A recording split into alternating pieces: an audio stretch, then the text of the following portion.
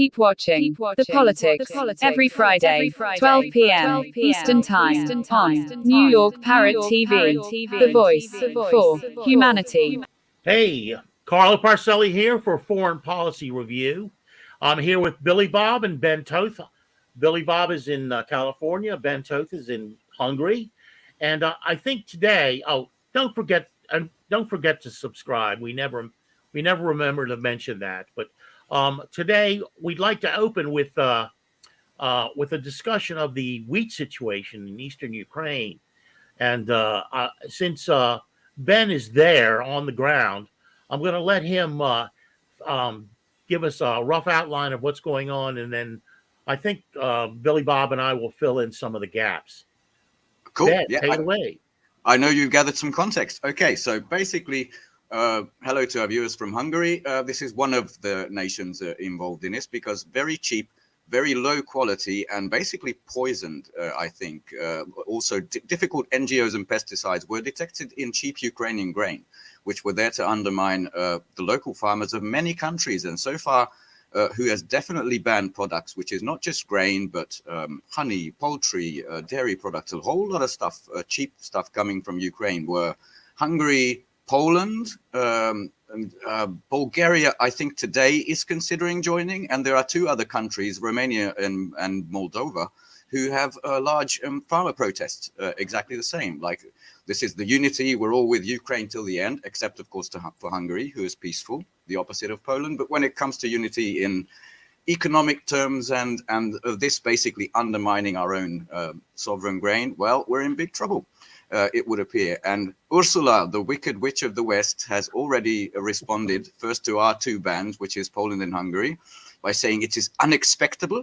That was the first utterance. But now, a couple of days later, she's decided to solve the problem, as the EU usually does, is to throw money at it. 100 billion euros is the latest number, which will be distributed to the farmers in these 6 nations. So eat the pollutants, eat the GMO, and here's some money that I'm sure that will work. That's going to be the wonderful thing. And just to add a little bit to this, if you look at a map, these are all the border regions of Ukraine where the special military operation is, neighbors. And in a fresh twist, Peter Siarto announced today, not just this ban, but we have inked a deal with Russia to build a new pipeline, a transit pipeline from the Druzhba, which comes through current day Ukraine, and it will be sent to Serbia, to the citizens of Serbia. So we are definitely defying the European consensus, the union here. We are the bad boys, and yeah, the last sovereign state, I would say, in the European Union. That pipeline's going to be transporting energy? Oil, Russian oil. Okay. Through us to Serbia. Yeah. The other. And to put my 2 cents in, and while I was researching this early this morning, I was outraged at how intense the lying is on the part of the Western media. And this is how intense it is. They claim, Western media, Politico, dozens of articles, short articles, long articles, that it was not possible for DuPont, Monsanto, and Cargill, 3 huge grain combines from the United States, to own land in Ukraine. That's absolutely false, as Ben pointed out to me just a few moments ago. In 2019, that law was rescinded. So to claim that, and just to demonstrate how much they're lying about this, I'll just cite a paragraph from something called the Romanian Business Journal. You think the Romanians might know a little more about it than people at Politico, they're close, who have nothing invested except propaganda. This paragraph goes, even worse is the fact that a good part of grain exports from Ukraine were made by American corporations that own almost 17 million hectares of land in Ukraine. In partnership with the Kiev authorities, Monsanto, DuPont, and Cargill, and other Western suppliers of GMOs, which are non-germinating seeds, by the way, So they're forced to buy fertilizer every year. That bankrupts. It's caused so many suicides in India. It's an epidemic. Okay, so GMOs have been cultivating GMO corn and soybeans in Ukraine for over a decade. Okay, so they've owned land for over a decade, and against. I mean, look, Ukraine's one of the most corrupt countries in the world. We've been told this over and over again. You think these oligarchs like Zelensky and his mentor, I can't remember his name offhand, are going to play by the rules? For Christ's sake, no. Okay, corn and soybeans for over a decade. Here is the explanation of the competitive prices of Ukrainian grains on international markets. That means Poland. That means Hungary. That means Bulgaria. That means Czechia. That means, Slovakia I've got down here. And the other thing is, in those reports from the Western media, they're so idiotic. They reported that no, you can't sell Ukrainian land. It's against the law. And then later on in the article, they would say the Chinese own 9% of Ukraine's arable land. In the same article, they don't even understand when they're contradicting themselves. They're so mentally ill. These lying cocksuckers. Excuse me. That's lying. I can use that word. I have a permission to use that word from a very dear friend who's gay, and he gave me permission. And I accepted. It's an international, understandable position. But so last agricultural season, the large landowners in Ukraine produced a bunch of grain using pesticides that are banned in the EU. Yes. And other forms of. Hi, Shanika. Shaniqua, thank you for joining us. Thank you so much for tuning in. But yeah, last season they grew all these a whole season's worth of crops using means and methods that are not that are banned in the EU, essentially, at least for as far as the pesticide goes. And now they are trying to unload all of this wheat specifically into Poland and other EU countries. And those governments are saying, hey, we tested all this wheat that you're dumping on us. You're selling it at a very low price, so our domestic farmers can't compete. And you use these pesticides that we've outlawed. So essentially, so where are we at with that? How is Ursula gonna, I understand she's paying off the domestic farmers in Poland, in Bulgaria because they're losing money because they can't sell their product because they're being undersold by this Ukrainian wheat. But has that played out yet, or is it still in still in the process? It's an offer, and I haven't heard a single address from anywhere in Europe, the European Union officially, about this, which is because our Minister of Agriculture, they tested these. They tested for toxins, for the GMO presence, and there's also I'm not going to say it, but there is a pesticide that's banned in the EU, and they found it. Basically, Slovakia just destroyed 1,500 tons of this crap grain. There were also other basically outrages because I didn't know this, but there's food grain which goes into mills and you turn it into to flour. Yeah. And there's also this industrial grain which is used in chemical processes, to create chemical-based stuff. And yeah. I'm not exactly sure. But they also sent the wrong type of stuff. They sent it into mills in Slovakia, the horrible industrial grain. So there's a lot of outrage, and none of it has been addressed by the EU. And the undercutting of prices is why a lot of farmers are protesting in Romania. The further implication of the story is that there's a certain demographic in Europe of farmers that are conservative, and they're kind of at odds with the government, the liberal government that's in charge, and there's a struggle between the two. So the implication of your story is that they're trying to weaken and destroy this demographic, which opposes them politically, on issues of foreign policy, domestic policy, etc. But so that's very interesting. How How long has it been going on in the Netherlands? You know, the trucker, the farmers protesting, where there was no Ukraine grain, nothing. It was just from the top down, like agricultural reforms. Like you got to slaughter 30% of your cows, and you have to rewild your farms. They've been attacked for the better part of 2 years, I think. But yeah, now the outrage is here. And to add to your point, this split between liberal and conservative, like demographics. What about Poland? There's nothing liberal about that nation. Didn't they just announce a couple of weeks ago that there's going to be the the Poland-Ukraine Commonwealth? There's going to be no borders, historic or cultural, except for when it comes to grain. It appears there's a border right there. And the latest news with them, they are going to the two ministers of education, respectively, in Ukraine and Poland, agreed that they are going to write better historic textbooks to reflect their people's, I guess, values, which is always good news when you start to rewrite history in Europe. It's always lovely in the context of everything. Well. Yeah, but the border's still there when it comes to grain and agriculture, it seems. And there's still going to be a glut. So what's going to happen with the glut? Yeah. And the history is just gonna equate fascism with communism and say they're the same thing, and Hitler was as bad as Stalin. That's what their history is gonna say in a nutshell. It already says that, but in 2 years it's going to be Russia who built the camps, the death camps, and I guess Hitler tried to liberate it. I don't know. Yeah. I don't know which way this is going.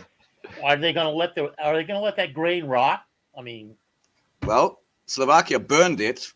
As far as we can tell, we're just storing it. You know, I'm sorry. I just wanted to add that the three American companies, the major American companies, DuPont, Monsanto, and Cargill, also own huge grain storage facilities and processing facilities in Ukraine. So it's not just the land itself, but the lying that went on that I encountered in the Western press last night was horrendous. It was and I've come to expect it, but with the situation, we have to convince people to look at things more critically than they have been, because the lying is so monumental that I don't know how to go beyond that. What's scary, I don't want to move away too far from the topic about this, is while the news headlines, like, they're removed from reality, divorced from it, dissenting voices are very under attack. I don't know if you watched the new Robert Kennedy Jr.'s speech where he announced his candidacy. Within 30 minutes, it was banned off Facebook. And right now on Facebook, the Sy-Hersh story about Nord Stream is fact-checked to be incorrect. And that to me is amazing. And then we have this breaking news of the black socialists, I think the Uhuru, I don't know their official names, it's McCarthyism, be arrested for online speech that aligns with Russia, basically an illegal Russian, foreign sponsored activity on US soil. That's how scary it's looking in the USA. And I'm not there, but you guys are. So I wonder if you want to move in that direction, or we can go anywhere, because there was also G7, Japan. There's a lot. So I want to say one final thing on the whole grain issue, and it just is a illustration of how the U.S. operates, because what they did there is very similar to what they did in Jamaica in the early '80s. So in the early '80s, neoliberalism wanted to flood Jamaica with cheap, agricultural products from the U.S., grains and dairy products. But there wasn't free trade. So the U.S. pushes this free trade. I'm going to use scare quotes, free trade. And they had a nationalist government in Jamaica that was, a legitimate government of, by, and for the people. Bob Marley was actually involved in this, and this led to his assassination because he was a proponent of one of the political factions that was for Jamaica. And he was an activist, and that was one of the reasons he was killed. But essentially, the United States managed to overthrow the Jamaican government. They put a government in place that agreed to these free trade reforms. The U.S. flooded Jamaica with cheap dairy products, grains, and things like that, and it destroyed the domestic industry. So the domestic industry then got destroyed because they couldn't compete with the imports. So once that domestic industry was destroyed, that opened up for Western Nike and stuff to come in and build sweatshops. So they build sweatshops. You have all these unemployed people, and now they go to work in the sweatshops because they have, their other livelihood ended. And now they're dependent on Western exports. They don't have the capacity to produce their own milk, their own grains, their own food. So now they're dependent on exports. Now, guess what? Now you can raise the price of the exports, and you got them by the balls. I mean, that's neocolonialism. That's the new imperialism. And it seems like, maybe that's what they're trying to do to the EU countries. But it's just illustrative of how the economic imperialism works. Very good point. And I have to read about this Bob Marley involvement. Okay. That's the first time I heard that. But this doesn't talk about, but the Life in Debt. Life in Debt is the name of an excellent, what are those called? Movies.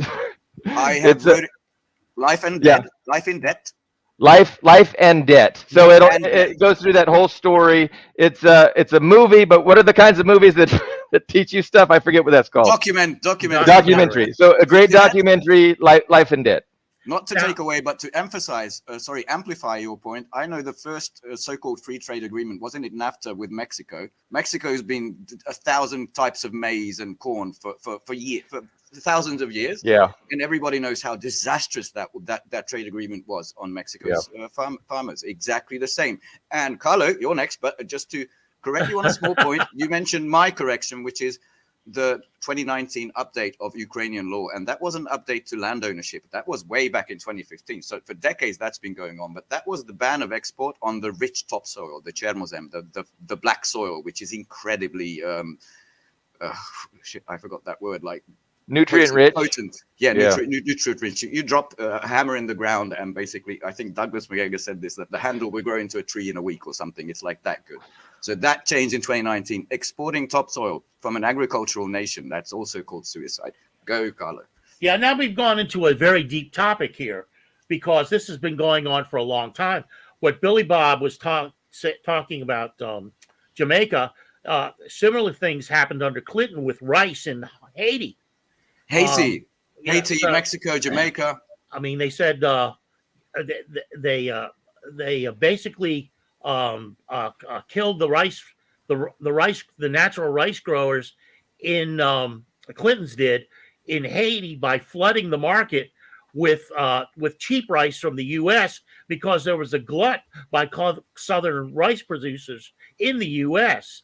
And if you want to go all the way back in the 80s, when I was doing a community access television show, we took an article from the magazine called Seeds, and this touches upon what Ben said. In Nicaragua, they had 34 strains of wheat for particular areas, geographical areas, in tiny Nicaragua. Yes, well, it is tiny. Just look on the map. Went in and they said, no, you're not going to have. This is way under Papadoc. This is way back. They said, you're not going to, no, not Papadoc. I mean, samosas, way under the samosas. No, you're going to have one or two strands of wheat, and they're not going to have reproducing seeds. So ultimately, after a few years, they became an importer of wheat, where they had never been an importer of wheat in their entire history. That's called the suicide seed, isn't it? It's the GMO. It's been going on for decades. That's called the suicide seed, isn't it? The GMO that won't reproduce. The suicide you have to keep buying from the source. Indian farmers get IMF loans, are basically loans from the West, and some of them are IMF, and then they're under contract to use Monsanto's non-regenerative seeds and the fertilizer, because the product won't grow without the fertilizer, that particular fertilizer.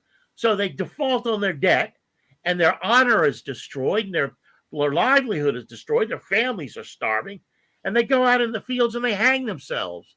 It's just heinous terrible. What they do. And it's explicit. I'm quoting Michael Hudson now. I have checked this out earlier, not prepared it for today, but it's IMF and the World Bank. They're not so distinct, but the World Bank, in its mission statement, since its founding, was to make clients countries not relied, but dependent on US agro export. It's in there, in the official mission statement. So this isn't hidden anywhere.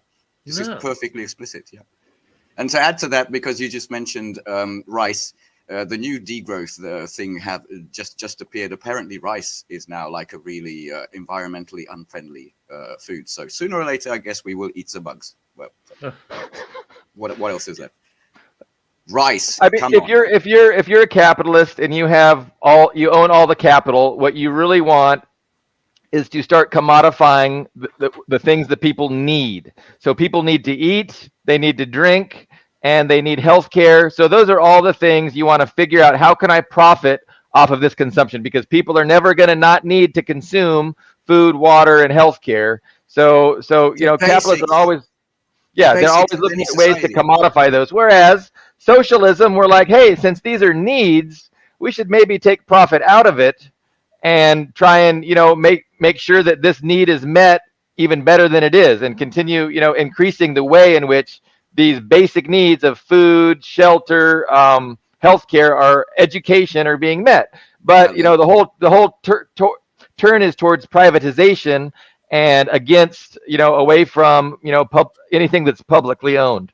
But that's and the West, these liars in the West, the well seems to have no bottom. They will lie about the grain situation in eastern Ukraine as much as they'll lie about the situation in the war in Ukraine and Bakhmut. And pretty soon they're going to start. I mean, pretty soon they're already censoring people that tell the truth. So that was the segue that Ben had tried to take before, where these people for their truth telling and their speech, they're being cracked down upon in the new McCarthyism. So did we want to go there, Ben? New McCarthyism. I want to go on how not fact based, but insane to the rest of the world they look when they bring out their things. I don't know if you've seen this, because it wasn't very heavily covered in anywhere. I basically had to search to find out that the G7 meeting was in Hiroshima in Japan, one of the two bombed cities. And just imagine this statement by Anthony Blinken, the State Department, what do you call it, Secretary of State. He said, like, these two cities, Hiroshima and Nagasaki, they are the testament to the horrible destruction that took place. And he used that to warn the DPRK and Russia against the use of nukes. Who used nukes in Hiroshima? Who used nukes in Nagasaki? Everybody there would ask. This would be the first question. How insane is this? And if we want to get into it, there's a series of nuclear things that have to do with energy and are insane. Northwestern, almost neighbor, Germany, basically overnight denuclearizing in the name of eco and green friendly stuff, and the CO2 emissions went up by 30%, and electricity prices went up by 45%. As the three last nuclear facilities in Germany shut down. But before that, I just want to get through a little bit of this to the nuke talks insanity. The German energy minister, I think this is Habeck, or is it not? Sorry. Last Thursday, he visited Fukushima, the place where, the meltdown in Japan. Mm-hmm. And he used that as an illustration of why we should not go nuclear, right? And he used that as a little thing. And right now at the G7 summit, the Japanese Minister of the Economy said the Fukushima waste release was welcomed by the world. And I hear the name here, the German Energy Minister Lemke had to correct him immediately that, sorry, no, we disapprove of releasing contaminated water into the sea. But everybody's talking about different kinds of nukes, like the G7 nuclear fuel agreement, US, UK, Japan, and France, they are trying to isolate Russia. And the EU is now trying to ban, against Hungary's will. We are building our second nuclear power plant with Russia. The Rosatom, the Russian civilian nuclear energy company, the largest in the world. I mean, what's going on here is not just boggles the mind of factual and historical, like Hiroshima and Nagasaki, but it's insane. It's absolutely insane what's happening under the term green. Yeah, and you mentioned that Blinken is being asked what his favorite Beatles album is. That was today in Esquire magazine. In the meantime, you know what's going on in America. This is around the world, and he's talking about which is the best Beatles album. I have an answer for him. It's Revolver, because he's playing Russian roulette with world stability. He is Russia and China, It's especially. Revolver. Yeah, he's got it held to the world's head. So I think the West is in opposition to nuclear power because it allows different nations to not be dependent on Western controlled resources. It helps them to be sovereign, and it keeps the West from having as much control over that country. So they're resistant to any country producing its own energy via nuclear power plants, and that's the last thing they want to see is a Russian company helping every nation to become energy independent and not dependent on the Western cartel. I'd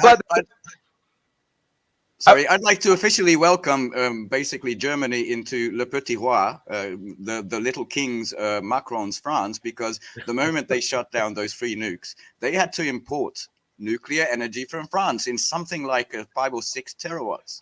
Like, okay, now you're not dependent on those crazy your own nuclear facilities. You're dependent on France. Smart move. I was just going to also mention that it seems like the Western energy cartel is also weakening and coming apart. So on all fronts, Western imperialism is in decline. We saw Saudi Arabia, joining, getting closer to China, distancing itself from the U.S. So, I mean, there's tremendously positive things happening very quickly all around the world. So, but yeah, that was the big push. The big anti-nuclear push was to force, everyone to be dependent on the Western energy cartels. But those cartels are weakening. And a lot of countries are saying, no, we're gonna be energy independent, and nuclear is an option. Nuclear is a viable option. It's a clean option. Zero emissions. I mean, the generation, I think 4th or 5th generation nuclear facilities there isn't like a huge waste problem. Like, I think there's thorium based reactors, and basically the sands of India could power the world for 1,000 years cleanly with not that terrible amount of waste. But no, we can't talk about that because it's going to be wind farms and solar panels. Just that's it.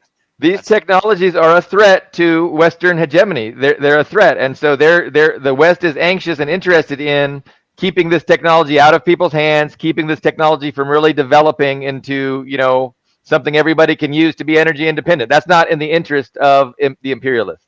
Energy sovereignty, that's become a key phrase in the multipolar world. Yes. And it's good to see Macron saying, "Hey, France, we can't just go along with the U.S." But it's definitely raised some consternation in the U.S. I saw an article. I forget where it was, but yeah, they were going after him. Why we should not listen to Macron?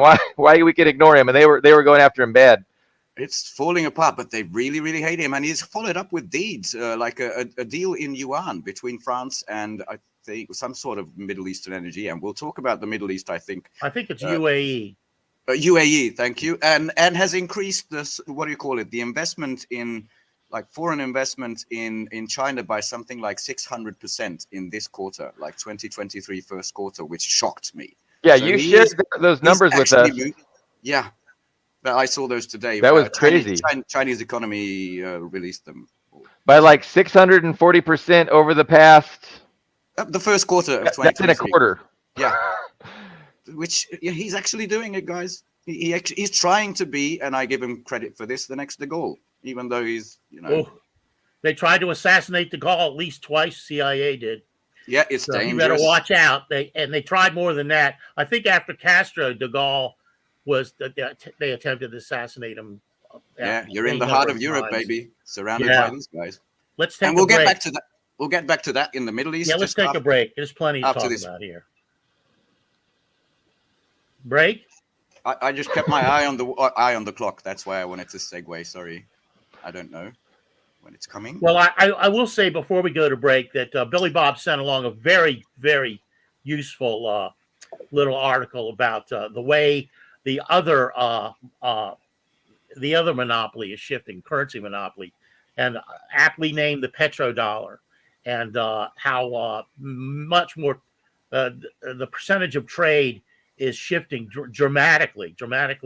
In fact, I think the article stated that it accelerated 10 times over what it had been in prior years. Yeah. So De-dollarization is a fact of life. It's here, yes, and that's yes. just trade, but also the reserves, like global reserves in dollars, have gone down by 20%, I think, in the last 10 years, and they're still about 60. So there's nothing threatening that. The yuan doesn't want to be the global reserve. It's just an alternative trading mechanism, but it is stunningly fast. I think neither of us expected it to be this rapid. Yeah, and a friend of the show and from Nigeria, Abdul Kasak Hamza, sent along a very good synopsis about the way that the U.S. dollar is used to do international purchases in a manner that no other country could contemplate. And I think Ben could explain it better than I could, but. Well, it's turned into a series of slides by Mutiu, the producer. I don't know if we can have it on screen, but basically you can print unlimited amounts of dosh. It's in simple terms, and buy real stuff around the world for it, basically. And what China did, it began basically 2000, correct me, 8 with the Belt and Road Initiative, was China's answer.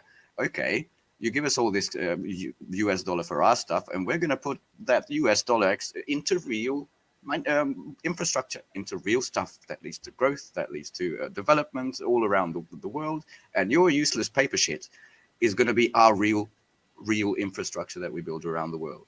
I mean, just looking at the railway map, the high-speed railway map within China in just 10 years, it's something beyond imagination what these guys have done. So I can't but be very happy for the new hearts of the world. Yeah. China acquired massive amounts of dollars, and like you said, they just invested that into actual real industries and infrastructure, and yeah. So what's worth more in reality? Pieces of paper or industry and infrastructure? Yeah, and grain and fertilizer and gold and oil and gas. There was a spectacular Twitter image of a train yard in China with about 10 to 12 high-speed trains side by side, and then it had for the U.S. it had the derailed freight train that had completely destroyed that town and driven everyone out of it. It seems there's one every week, though. There was one with beer. There was another one with also chemicals now this week. Yeah, I worked for Amtrak for 3 months, and I was in the consumer complaint department, and that's the passenger service in the U.S. It was bad then; it's worse now, and they were happening then. There was the private corporations, the freight haulers, were not putting any money into a fund to keep the roadbed up to standards. They didn't give a rat's ass. They were losing 500 employees a year. Killed freight on the freight haulers. They didn't give a rat's rectum what happened to those people. So the last time the U.S. did a heavy investment in infrastructure was like in the 50s under Eisenhower, when all the interstate highways and things were built. But yeah, I mean, it's just been neglected since then, and it's pathetic. I mean, technologically speaking, our infrastructure compared to even Europe. I mean, Europe is more advanced, but China, that's where it's really getting, impressive. Incredible. And now we have the international highway structure for serial killers who drive trucks. They drive trucks across the country, kidnap young Indian women, Native American women, and kill them and leave them in fields. That's what our wonderful internet or whatever you want to call it, interstate highway system has done for us. Is it too late to? Excuse me. Too early to start with Sudan. I wanted to go through the Middle East, where peace is breaking out and causing panic all around the West, basically, and go to Northern Africa, which is Sudan, where we've had the news of the clashes. It's very interesting. But before, West Asia. Okay, so basically, I've seen on the Burj Khalifa, in the tallest building in Dubai, there was the Syrian flag on Syrian Statehood Day there, and then one of the not MBS, but one of the princes of Saudi Arabia went to Damascus, to Syria, to shake the hand of a guy who tried to assassinate in 2013, and was welcome back to the family with the Arab League. That's what's happening. And another important Muslim country is Sudan, where there are massive clashes, which I think Carlo has a bit more detail about than me. But a couple of hints as to what's going on is in December, Secretary of State Blinken, again, always central, he issued like travel bans or some sort of sanctions on leaders if they stood in the way of a democratic transition. And just earlier, I think this year, it was agreed upon that Russia could have a naval base. And immediately the warning came that there might be local or organic opposition to this. And that's what we are seeing, I think, the local organic opposition on CIA US money. And we are also seeing indication that it failed and failed badly, because Blinken has called for an immediate ceasefire in Sudan, something which he's vehemently against in Ukraine. Isn't that an interesting double standard? One of the major rebels has flipped to the government side, so that was the end game, I think. Oh. So, but from my understanding, I want to say one other thing shortly. According to news from India, there's 1,500 Indians in Sudan, and they're concerned about them. One young gentleman I saw a video of said that the ceasefire never ceased. There was shelling on both sides. Oh, nobody respected it. Yeah, okay. So there's still some things to be settled there. I'm just, the U.S. has such a long history of successful operations like that. I just fear the worst, and I hope, I'm heartened to hear your guys' explanation of how it has gone. So I haven't heard anything other than when it first kicked off, and I was worried. Like, I hope the U.S. doesn't end up propping up some, puppet dictatorship and being able to control the country, because that would be bad for humanity. It would be bad for the people of Sudan.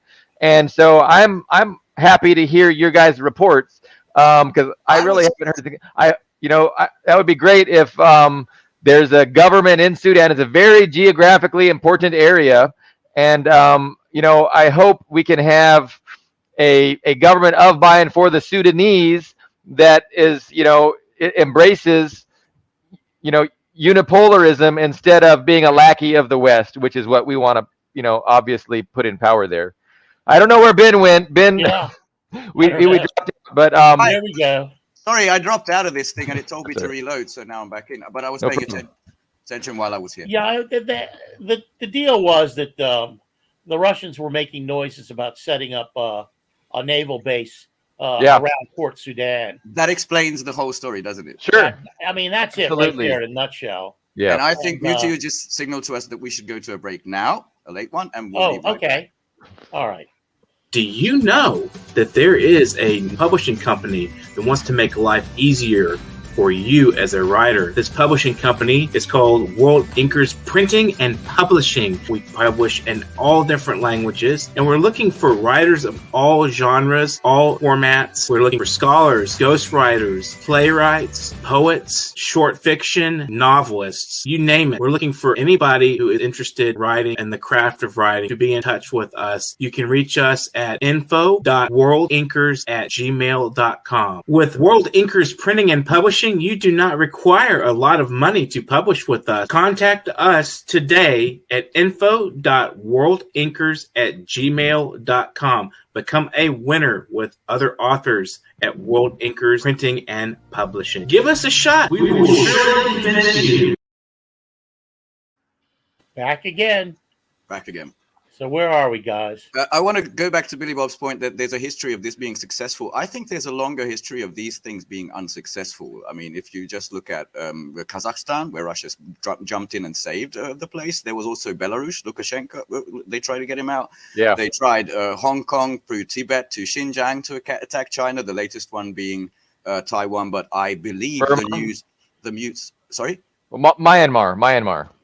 Myanmar is one thing, but I think Taiwan is the latest. That's the attack vector, and from my view, it's actually falling apart. So I think there's a great reason to hope. And even when they got into military conflict, just like with Ukraine versus Russia, basically NATO versus Russia. I mean, they did it in Vietnam, they did it in Afghanistan.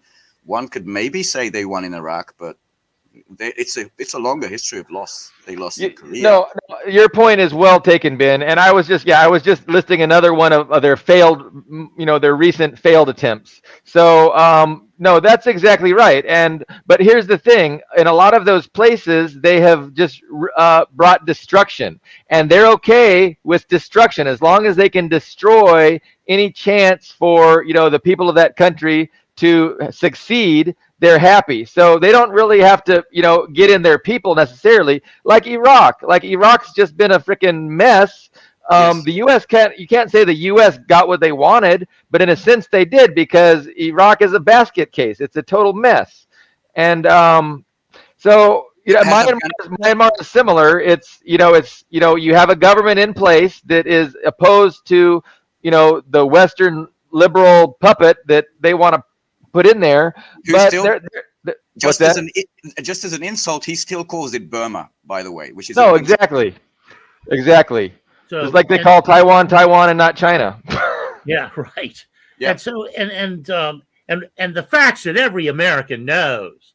But for example, with Afghanistan, every night on the evening news, you hear how the people of Afghanistan are just in horrendous economic conditions. They're Nothing starving. is mentioned about the final $7 billion of reserves in Afghanistan banks were stolen by Western oligarchs. Now, I'm sure every American already knows that. So why did it bear repeating on this tiny little program? Oh, I don't know. Or another fact, in Syria, the U.S. is still occupying the part of Syria where they're stealing a majority of Syrian oil and wheat production and exporting it. I'm sure every American knows that. I don't know why I wasted my breath.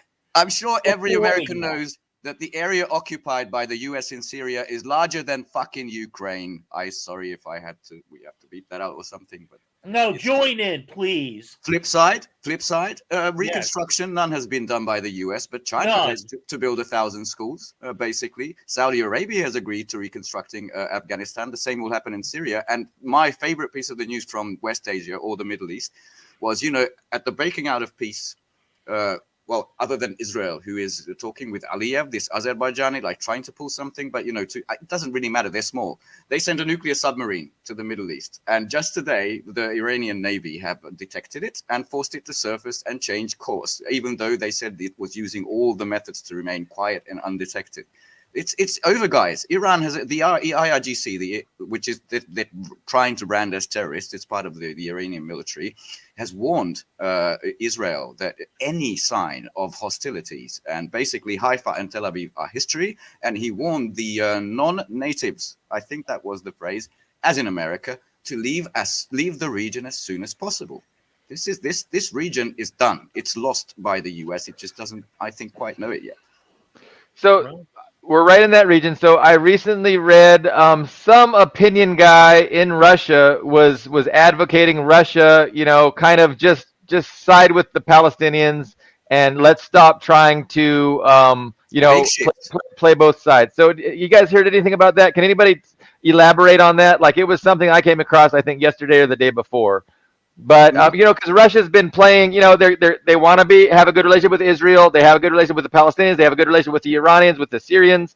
But there's people getting sick and tired of Israel and their bullshit.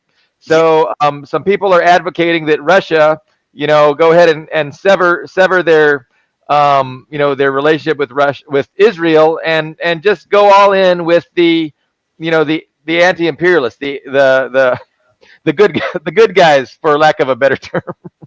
I've heard that, but as a glancing story, I haven't read into the details, but it is a major shift, and there's been a couple of these. I think China has jumped into first negotiating this historic peace between Saudi Arabia and Iran, and now trying to mediate something similar with occupied Palestine and Israel. I don't know how that's going to go. I'm not like wide-eyed on this topic, like Pollyannish, that, it's everything, hold hands and kumbaya. Who knows, because it's still a powder keg region. The other shift was China changed its stance on the Northern Kuril Islands, which in 1945, above Japan, was basically went over to the Soviet Union's domain and has remained in Russia ever since. And there's a big navy there. And China has always been neutral on those islands. And there's a lot of these shifts. And I don't know, I don't want to list them off, but when it comes to diplomacy, nobody can beat Sergei Lavrov, Wang Yi, Xi Jinping. What they're doing around the world is just amazing. Lavrov, just to sort of round this off, finished an actual tour. Like, they don't call it a charm offensive like the US likes to call it when they send Kamala to Africa on a charm offensive. But he went to 4 Latin American countries, and one after the other, he got deals on nuclear, on pharmaceutical agreements, inviting the second most sanctioned country anyway, the Venezuelan guy Maduro, to the SPIF, to Moscow, to that international thing. He was in, let's see, Brazil, meeting Lula, and thanked him for understanding the special military operation. Then he went to Venezuela. Then he went to the tiny Nicaragua. I think you talked about the seeds in Nicaragua. Yeah. Yeah, and today he's finally arrived in Cuba, and that will round off his trip. That's what these guys are doing. I mean, the special military operation is ongoing. You've probably seen or heard about images that about using Fab 500 and Fab 1500, the big guy bombs. Now, it's not just artillery. It's, sorry guys, you've lost. There's no response to that, not from NATO, not from anybody, but they are going around the world and doing diplomacy, and 80% and an increasing number of the world see, okay, Russia, you've got my respect, you've got my cooperation, and it's wonderful to see. Same with China. Yeah, and to go back to the Middle East, and this is more in the form of a question for you guys, Netanyahu was in hot water because of his attempt to avoid prosecution, essentially, by changing the Constitution, Israeli Constitution, and he felt that the people out in the street were just another color revolution, another Soros-style color revolution, which put him at odds with U.S. foreign policy, because who's behind the color revolutions but the United States? So I wonder if that has anything to do with the talk about a rapprochement between Palestine and Russia, and secondly, peace in Yemen. Peace in Yemen now seems at hand. Yes, most devastated country on earth, and China has done it masterfully. Yes. In the Saudi delegation this week or last week arrived in Sana'a to talk with the Houthis. I forgot the organization. There's Ansar Allah, right? Is that them? Yeah. I call them the Houthis. Yeah, the Houthis. It's amazing. Everybody's like who used to be at each other's throats are welcoming. Like, back to the embrace of the family is what's happening over the Arab Peninsula and most of Northern Africa, the Muslim part. Perhaps they've seen that image of 12 high-speed rail trains, right? Maybe. It can be done. Oh, Muti's got the slides up of the de-dollarization. Yeah, here. Let's let our viewers read this. Yeah. Well, I can read it. Yeah, you could read it, and this is what's coming to an end right in front of our eyes. The U.S. can print unlimited dollars due to its reserve currency status. This allows the U.S. to exchange dollars for real goods from other nations. Other countries cannot do this unless the U.S. grants them a swap line. And the next page. Yeah, is there another slide? Because we can elaborate on that. There's a couple of slides, or we could elaborate. Yeah, we can start. Yeah. I mean, yeah. Okay, so. Then it goes, the U.S. can generate unlimited dollars and exchange them for good resources from other countries. The Bank of England prints 1 million British pounds. 1 trillion. With the Fed for 1.25 trillion U.S. dollars. This allows the UK this allows Britain to indirectly print 1.25 trillion U.S. dollars, and the U.S. can defraud the world with its U.S. dollars and use swap lines. Yeah. It's money laundering, share the spoils. Many BRICS, OPEC, ASEAN, and Latin American nations are bypassing the U.S. dollar in their bilateral trades, which Billy Bob has so generously pointed out. The U.S. is rapidly losing its reserve currency status. De-dollarization is gaining speed. Quick note, that also means losing the ability to sanction, because if yes, you don't, very important. De-dollarization is a positive step for the world. The U.S. dollar's reserve currency status has given the U.S. an unfair advantage. De-dollarization will promote global peace and security, which it has already. China's 5-point plan for foreign relations. It's like when I had this kibitzing with this idiot at this movie premiere, and she was going on about China's Belt and Road Initiative and how bad it was, like how imperialistic it was, and debt diplomacy. Chinese debt trap. Compared to what AFRICOM is a security measure. It develops nothing, and that you got 28 bases of AFRICOM, and now what have they done? Not a goddamn thing. The IMF, it just hollows your country out. Yeah, it rips you off. And now the Chinese have built this wonderful dam. It's called the Great Renaissance Dam in Ethiopia. It's magnificent. I mean, and before that, the Soviets built the largest dam in Africa, and the Three Gorges Dam is still the largest in the world, I think. And they defended anti-colonial movements in Africa to the point where South Africa is willing to send it asks, would Russia like to send some of its troops to Ukraine to fight the Ukrainians? Yes. That's how much that kind of largesse that will get you. It was the son of the president. 30 years now. Yes. It was beautiful. And even in this stupid country, and I mean this is a stupid country, and I'm talking about the United States, Oprah Winfrey has Nelson Mandela on. Nelson Mandela, who and not one word I've ever seen mentioned in the U.S. press that Mandela was held for 26 years because he was snitched on by the CIA and because he would not renounce violence on the part of the ANC. If the guy could have gotten out of prison years earlier if he had renounced violence by the ANC. That's integrity, buddy. That's integrity, pal. And you got Blinken, you got Victoria Nuland, you got Kirby, you got Burns, and you got that asshole old man Biden. Jesus Christ! My God, you're sunk. You are sunk. I'd like to put in just a couple of quotes to reflect this, like the opposite of U.S. media, which was the Turkish Interior Minister Süleyman Soylu, I think he's called. The whole world hates America, and Europe is merely a pawn of it, a carriage in the American train exploiting Africa, and Africans hate their exploiters. So refreshing. I've been waiting for this. It's so beautiful.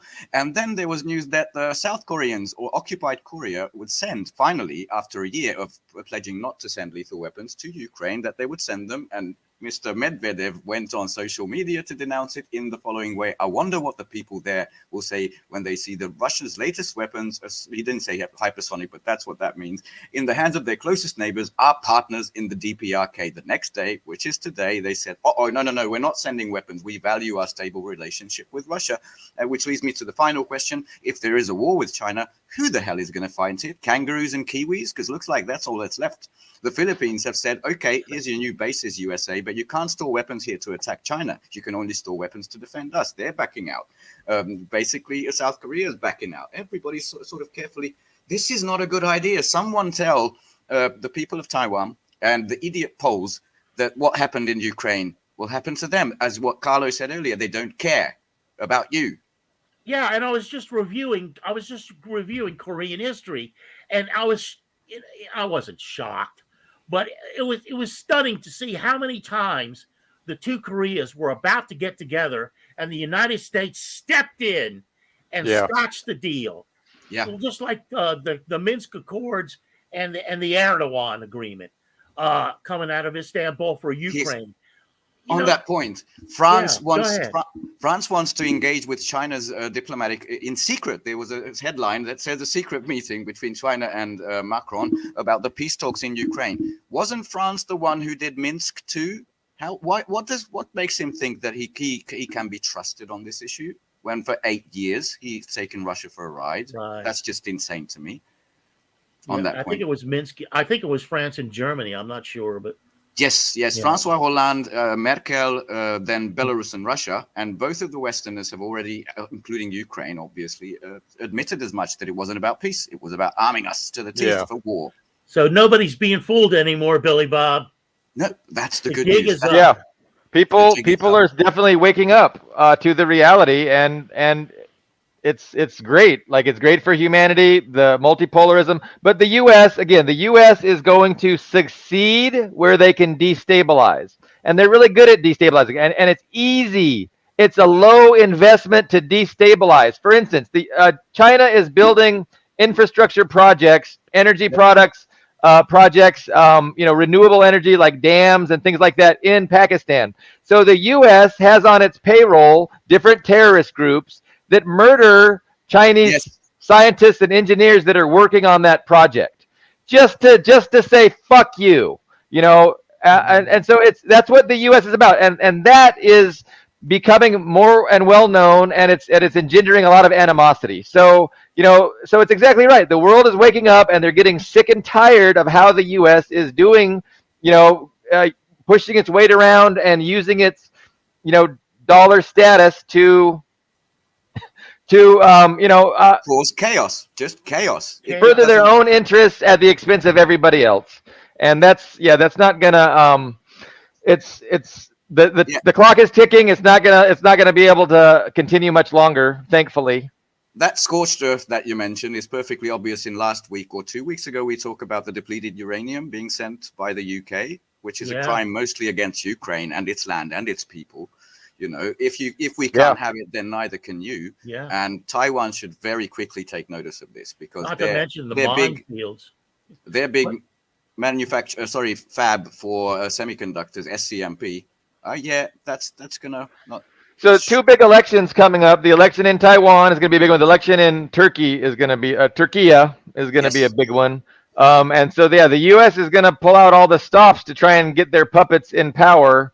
But it looks like it's going to be a tough road to hoe for the U.S. I mean, I don't think they can. I don't think that their ruling puppet in Taiwan can stay in power, and I don't think Erdogan is going to be voted out by the pro-West party that's trying to unseat him. I hope not. Yeah.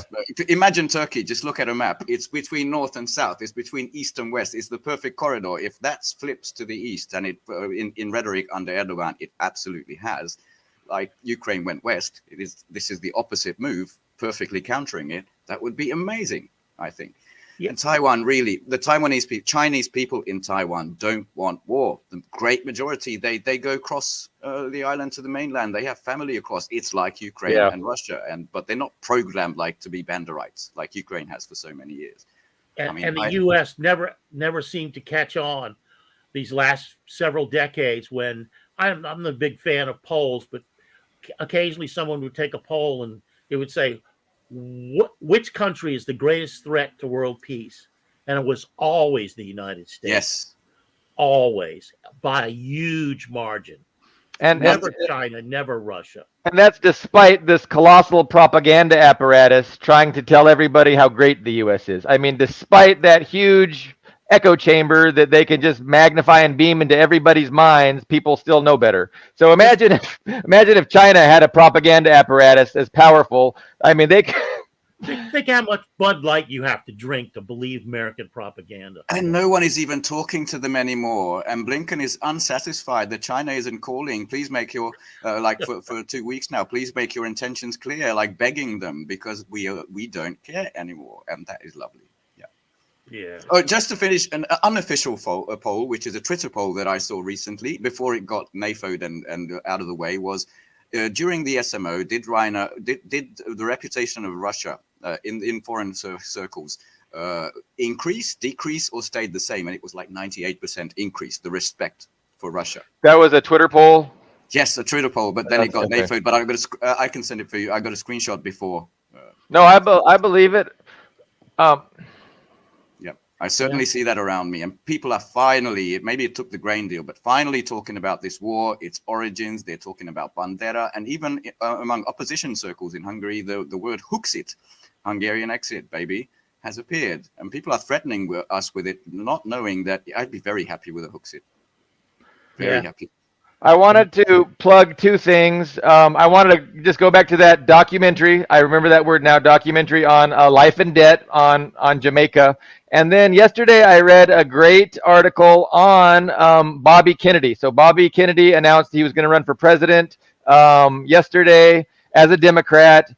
His dad was Robert Kennedy, was killed allegedly by Sirhan, but Bobby Kennedy says no. Sirhan fired a gun. None of those bullets hit his dad. He was shot from behind by the CIA. And then, of course, his uncle was also killed by the CIA. So these are things that Bobby Kennedy says out loud. So he is despised and he is hated. But there's a great article at uns.com. I would recommend everybody go and read it. It kind of, I didn't know much about Bobby Kennedy. And so I'm on his bandwagon a little bit now after reading that article. But go ahead, Carlo. I just wanted to plug Covert Action Magazine as being a great source. Kuzmarov's editor now for the assassinations of both Bobby Kennedy and JFK and Martin Luther King and Malcolm X. That's Covert Action Magazine.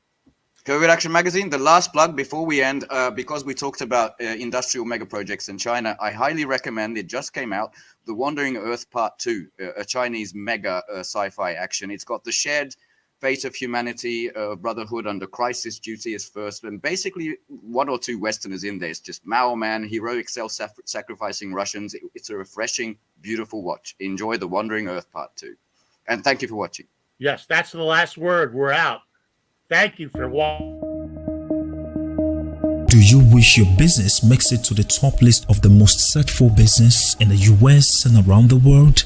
Or are you searching for halal compliant services and products online? Then Halal Finder is your online resource directory pointing you to the right places and products. Let's help you explore halal products and services of your choice as we manage many halal businesses across the world. Promote your business with halalfinder.com, the only plug you need to grow. Our services include business listing, digital marketing, branding strategy, SEO campaigns, crowdfunding, and humanitarian support. On our Compassion Corner, we offer crowdfunding of halal ventures and humanitarian services. In this section, you can make or receive donations, start donation campaign, and check existing donation campaigns. And by paying zakat and sadaqah to our Compassion platform on halalfinder.com, you have supported the poor, widows or widowers, orphans, and the likes around the world. Contact us at info@halalfinder.com or call